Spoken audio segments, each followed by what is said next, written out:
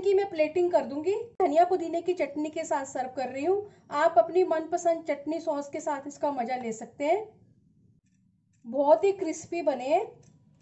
ये देखने में जितने सुंदर लग रहे हैं, खाने में भी उतने टेस्टी और क्रिस्पी हैं।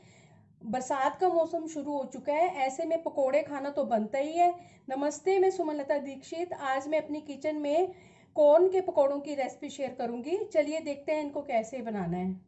इनको बनाने के लिए 2 कप उबले हुए कॉर्न, आधा कप बेसन, 2 चम्मच बड़े चावल का आटा, 1 छोटा प्याज स्लाइस में कटा हुआ, 2 बड़े चम्मच धनिया कटा हुआ, 1 छोटा चम्मच गार्लिक है ग्रेट किया हुआ, और 2 हरी मिर्चें कटी हुई।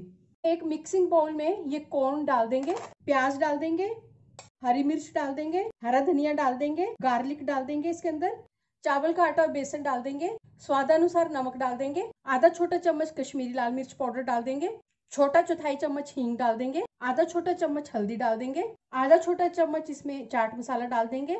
अब इनको अच्छी तरह से मिक्स करेंगे। बिल्कुल थोड़ा सा पानी डालेंगे।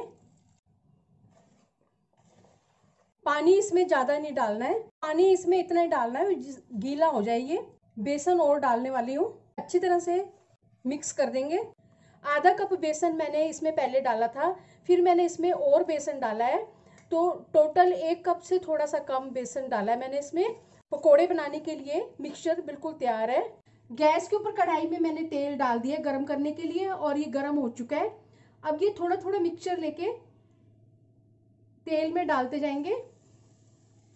सरसों के तेल में बना रही हूँ, जितने एक बारी में आ जाएंगे उतने डाल देंगे। अगर आप मेरे चैनल पर पहली बार आए तो इसे सब्सक्राइब कर देना, बेल को प्रेस कर देना, जिससे आपको मेरे आने वाली वीडियो की नोटिफिकेशन मिलेगी।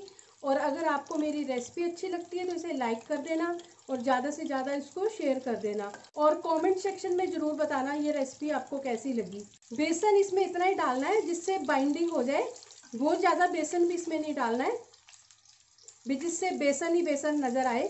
अब इनको उलट पलट करके फ्राई कर लेंगे। गोल्डन कलर में फ्राई हो चुके हैं, अब इनको प्लेट में निकाल लेंगे। इसमें और डाल दूंगी, इसी तरह से मैं सारे बना लूंगी।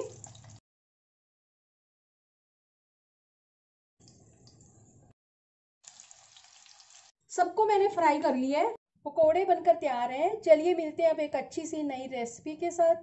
बाय।